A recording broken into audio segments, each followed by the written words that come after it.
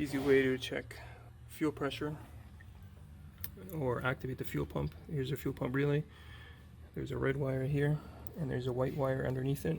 So you just hook in your screwdriver and you can see pressure is building. Now if I let go, pressure is dropping. But where is it dropping? Is it dropping through a cylinder, through an injector? Is it dropping through the back, through the fuel pump to the tank? Or is the pressure regulator no good? So basically what you do is you activate the pump. You got pressure. And then you quickly pinch off one of the lines. Let's do that again. We have pressure.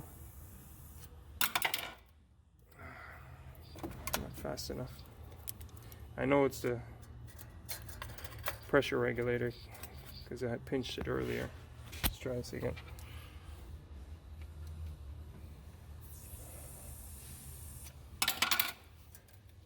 There we go. So you can see it's holding pressure because I'm pinching the return. That's the return line going to the fuel tank. If I open the pliers, pressure continues to drop. So the fuel pressure regulator is causing the issue. Doesn't seem to be causing the issue when the vehicle is running because it's dumping pressure at the correct pressure.